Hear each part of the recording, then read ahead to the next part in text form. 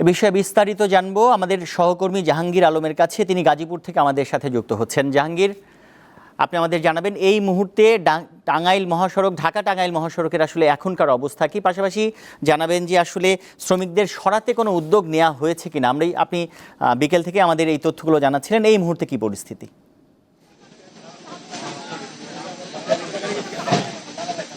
জি তানভীর, সকাল থেকে আসলে ঢাকা টাঙ্গাইল মহাসড়ক অবরোধ করে রেখেছে বেক্সিমকো ইন্ডাস্ট্রিয়াল পার্কের শ্রমিকরা।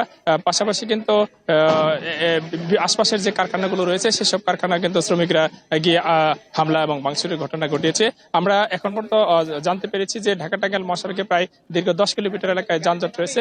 সেখানে শ্রমিকদের মহাসড়ক থেকে সরিয়ে নেওয়ার জন্য সেনাবাহিনী, পুলিশ এবং র্যাবের সদস্যরা কাজ করছে। পাশাপাশি বিজিবির সদস্যরা রয়েছে।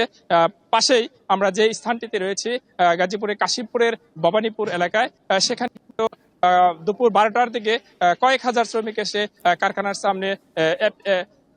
সামনে বেশ কয়েকটি অর্ধশতাধিক দোকানপাট ভাঙচুর চালায় এবং হামলা করে এবং অ্যাপটেক ইন্ডাস্ট্রিয়াল পার্কের গেটের সামনে একটি ব্যাংক এশিয়ার বুথ ছিল, সেখানে কিন্তু হামলা চালিয়ে বুথের ভিতরে 4টি মেশিন ছিল, সেখানে মনিটর গুলো ভেঙে ফেলে এবং মনিটর ভাঙার পরপরই আসলে পাশেই একটি বিগ বস কর্পোরেশন লিমিটেড নামের কারখানার আসলে গোডাউন রয়েছে।